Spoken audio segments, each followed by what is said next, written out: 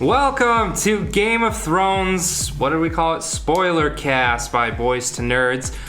Kevin Lewis here, as always. I'm a Game of Thrones fanatic, love the show, love the book. So obviously I watch every single week. Here with me today I have, as always, Steve. Say hello. Hello. Gerald, say hi. Hello. Hello. And I know if you haven't listened to this before, Steve is a big TV watcher, Gerald's a big TV watcher and book reader, so we consider ourselves not experts in Game of Thrones, but pretty well versed. So we just recently finished watching season 6, episode 7, entitled The Broken Man. And one thing I want to say right off the bat that I noticed, I was making dinner when Game of Thrones came on. I was like, oh, I have some time, because they typically do the flashbacks, previously on Game of Thrones, and then they always go into the intro. It's only been done like 3 times in the entire show where they've done like a cold opening. So I'm, making my way to the microwave, popping some popcorn, and then all of a sudden I see fucking dialogue and stuff show up, and I'm like running across my house being like, what?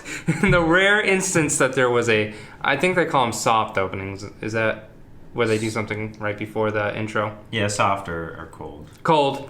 Whatever. Shut up, Gerald. Anyway, so with that whole scene, we got to see the return of Sandor Clegane. Now, I kind of want to sit and just think about the title, The Broken Man. Do you think that was really directed towards Sandor Clegane, the Hound? We'll just call him the Hound. Or do you think maybe it had multiple meanings with multiple characters? I thought it was more so for the Hound. Yeah. I mean, one thing I will say is we've been patiently waiting 7 gosh darn episodes, so it was nice to get him back. One thing I hate about this season, I'll tell you right now, is they're bringing a lot of characters back. And they were kind of getting the Dragon Ball Z effect to where people's deaths don't mean anything anymore. We've gotten Jon Snow back. We've gotten the Hound back. We got the Mountain back last season. Mm-hmm. And I don't know if he necessarily died and he brought him back, or if he was dying and then he scrambled his brain. So I don't know if What's-His-Face has actually died. And they said that the Hound didn't die. He was just on the very edge of death. So I guess we've really only gotten one character back from death. But pretty interesting. I really don't see how it's going to lead into the, self-proclaimed Clegane Bowl. Gerald, how do you foresee that happening? Well, now he's obviously going to go get revenge on those guys. But he made it seem like that was the Brotherhood without banners, not... Yeah, I think that's what he meant. It was the Brotherhood. That's what I'm saying, but why would that lead him to King's Land? That's what I'm just confused about. And if they're going to do it in the next 2 to 3 episodes, they really need to spend a lot of time on this character. Mm-hmm. They would need to speed things up quite a bit. Get him over there. Need to give him a reason. Obviously, maybe he'll somehow stumble across that the Mountain is the champion, but I just don't see... He's going to get revenge on the Brotherhood. That's the first thing he's going to do, okay? But I don't see how he's then going to be like, oh, better go kill my brother now. I just don't get it. I don't know. They're gonna tie it in somehow. Maybe it comes back to Cersei or something along those lines, where or maybe that has something to do with the High Sparrow. You never know what's going to happen. But his encounter with the Brotherhood, there's going to be some tie back into King's Land. Interesting point, though, because think about it. If they do the self-proclaimed Clegane Bowl, that means it's a trial by combat. So if you lose, they can sentence you to death. And if you put Sandor Clegane against the Mountain right now, realistically, do you foresee the Hound losing? I don't. So if that's interesting ramifications, because then that means Cersei's life is now on the line. You know what I mean? Mm-hmm. So that's something to look forward to. I mean, everybody wants Cersei to die. I don't think that's how she's going to die. No, I don't think that's how she will die. It might be another situation where when this encounter happens, the Hound wins, and they do have that situation that they had earlier on the show with Tyrion. I don't think that's how she will die, but I feel like that's how it's going to tie in. We could be dead wrong, and the Hound could get his ass whooped. Like, we don't know. I mean, it is Game of Thrones to an umph degree. I like using that word, umph. I don't know. It's interesting. So any other characters we saw? By the way, this is the first time in the entire show that Tyrion has been absent for 2 episodes in a row. Did you guys notice that? Yeah. And that really hits the nail on the hammer that they have nothing for him to do. Nothing. Well, I mean, it's fine because at least they're not giving him screen time just for the sake of giving him screen time. I feel like that's all they've done this season. The only interesting he did is when he met with the Masters. And I think that's going to come and bite him in the ass, obviously, because he's trying to rule West. Well, let's not talk about Tyrion. With fan theories and fan rumors, possibly the scene with the dragons could have something to do with his character. We haven't seen those dragons since. Like, they haven't been causing havoc, nothing. They just kind of disappeared. The other characters we saw this episode, a lot of emphasis on River Run. We got the Blackfish back. He looks good. Bronn came back. Bronn finally came back from out of nowhere. Yeah, I was watching with my roommates, and they're just like, oh, where did this guy come from? Where's he been? Yeah, so we got to see that. It's very interesting because Jaime has switched to a lot of people, I think. I think people hated Jaime at the first. He was one of the most hated characters in the series. In Season 3, it kind of switched. And I could be wrong. Maybe this is just how I feel about him, but I consider Jaime one of the main protagonists of the story now. So, do you kind of, in a weird sense of the way, me just shooting theories out there, do you kind of foresee maybe Jaime taking those 8,000 Lannister men and helping Jon Snow in the north, or no? No. You don't see that happening? Because he does hate the Starks. I'll put it. I know he hates the Starks. He does hate the Starks, and he hates Ned no matter what happens with him, he's still been. It's been drilled in his head his entire life. Family first. But here's why I say that though, is because they're obviously going to have a meeting with Brienne, and Brienne's going to emphasize. You know what I mean? You made that vow to Catelyn Stark, which they've mentioned with his conversation with the Blackfish. Where are my nieces? You know, do you want to go back and be my prisoner? So could you foresee him somehow being... He's a changed guy, I think. He's completely 180. It's interesting. I just don't think it'll happen. I don't either, but we got to think about it. I mean, Jon Snow, he's struggling to get people. We saw that whole scene with Lady Mormont. What'd you think about that, Gerald? I like that scene. That actress, that little girl, she was good. It was interesting. She's fierce. Yeah, I mean, it was just interesting to see them trying to get support. They're not doing too well. I feel like the entire region, all of Westeros, is dwindled down. Like, I feel like the population is like in the thousands, if that. Like, because this war has had such an effect on people's homes, people's houses, people's, you know what I mean, their land. And I just feel like there aren't many people left anymore. Yeah, a lot of the lords of the houses have all died because of these wars. They killed them all pretty much at the Red Wedding. Because that's what they're saying. Like, you know, Great John Umber died, all those people. I still think the Umbers have something up their sleeves, but I could be dead wrong. But it's just interesting because we obviously know Sansa wrote The Raven. So she's reaching out to Littlefinger. There's no doubt in our mind. Do you think that's going to come back to bite her in the ass? I think it could come back to bite her in the ass, but I think that he'll be a great benefit to her. How do we foresee Robert Arryn dying? Painfully? Overdose on breast milk. His mom's dead. Spoiled breast milk. Oh, that's messed up. But yeah, I mean, obviously that's where they're going to get their, I don't want to say army, but that's where they're going to get reinforcements. And I think they said Ramsay has about 5,000. So if you take 2,000 wildlings, give or take 1,000, 2,000 soldiers from the Vale, and then a couple hundred here and there from other houses, it's about even.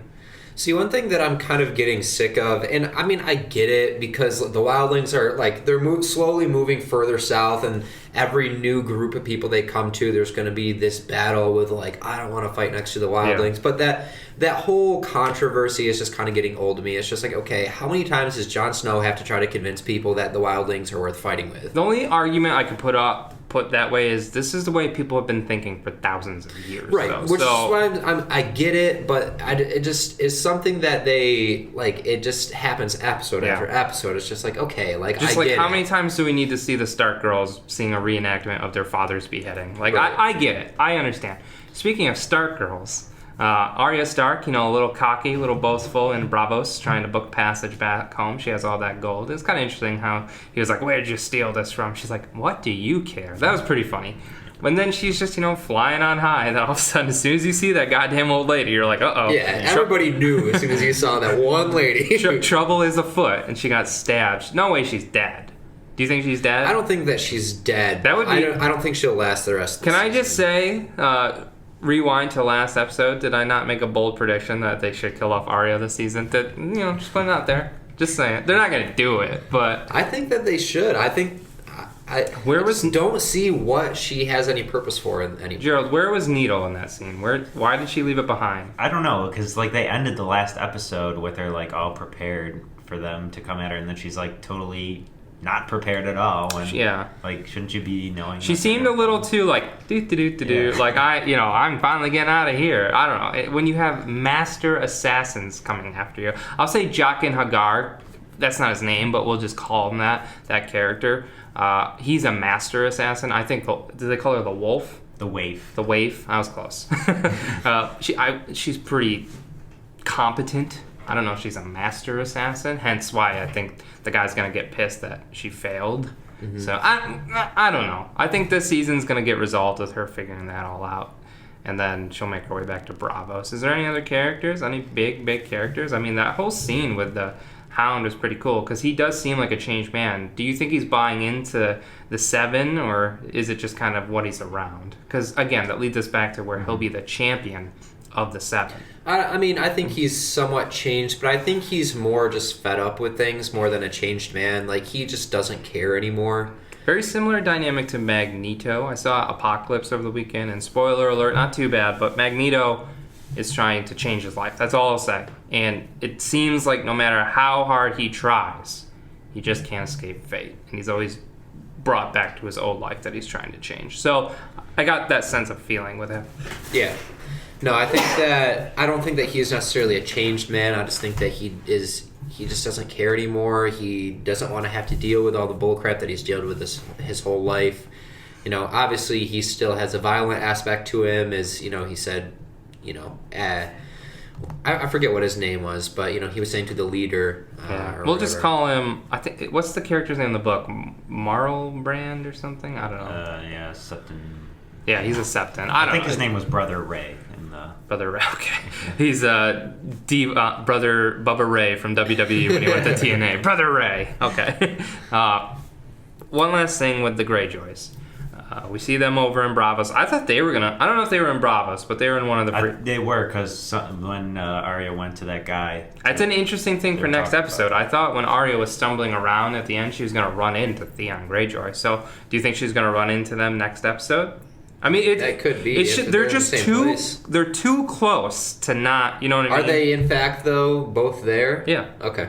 So I could see it happening because they already announced with Theon that they're going to Meereen to meet Daenerys Stormborn or Targaryen. And there's her ships. There's her ships, but I'm just so sick of everything working out for her. I don't know, but kind of interesting. Got some, first girl-on-girl relationship in the show. Pretty interesting, pretty progressive. I don't think there's been any other girl-on-girl, maybe the prostitutes, but it was an interesting... with the prostitutes. I'm just saying, it's just interesting, because... we saw it with, what's-his-face? Oberyn? Yes. Yeah, well, they were prostitutes, though, that they were hiring. But with the Greyjoys, that's kind of the storyline I'm kind of sick of, is Theon Greyjoy being a beaten dog. And I get it. Guy was tormented for years. Not just tormented, but, mentally broken, okay? And now they're slowly trying to get him back. But I can't deal with Yara being kill yourself or come back. Because she's literally said that maybe twice now, to where it's just you're not my brother's dead. You know what I mean? I think, and that look he gave, though, right? When he looked up, I think they did that, artistically. Because he did kind of look like Theon from maybe, a season 2, right there. Well, even Theon, the character, he's kind of gone back and forth as well. He's kind of been broken, but we've seen bits and pieces of that former Theon in previous episodes this season alone, where he does seem to, have that confidence and that outspokenness when he was speaking for his sister, for example. It took him a few seconds to get there, but... It's not an overnight change. I get that. But one thing that really drives me crazy, and I really do question the showrunners in a lot of aspects, is...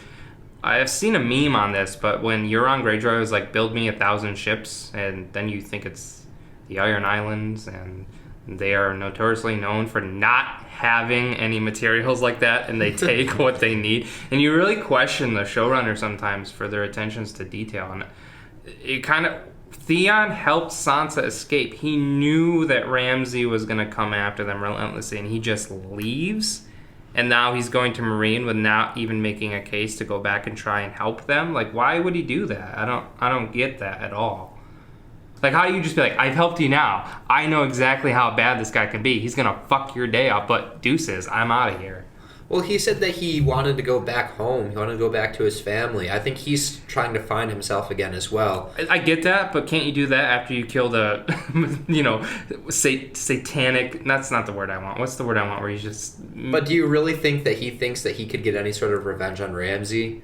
I don't think so. Yeah. He wants nothing to do with that situation. Who's going to finally put down Ramsay? There's no way Ramsay survives this season. Is it going to be Jon Snow? Yeah. Ugh. If it's very... Yep. If it's not... If they do it, Sansa will do it herself. They showed a flayed man in the trailer for the season, and I haven't seen it yet. So I was kind of hoping it would be like a key character. Talk about a badass way to get some heat. And like, if you flayed like a... I thought it was going to be Stannis initially. Again, I still think Ramsay should have killed Stannis, but here we are, a season later, and still hitting on Brienne. That's one thing, too. They always talk about the Tormund and Brienne look stuff and how he's, like, looking at her, and it's fine and everything, but you're making, like, a really big deal out of that stupid potential relationship. I don't think it'll go anywhere. It's so stupid. All right, well, this has been the Boyz to Nerdz review of Season 6, Episode 7, The Broken Man. Make sure you tune in next week after we watch Season 6, Episode 8, entitled, I think it's rumored to be entitled No One. It was kind of leaked, as we mentioned it a few weeks ago, but we'll see what happens. Probably going to be focused on Arya, There's definitely something key is going to happen with Arya. 3 episodes left of the season. 3 episodes left. So things need to start moving. They need to start moving left. Check us out on the YouTube, the Facebook. We'll be here. See ya.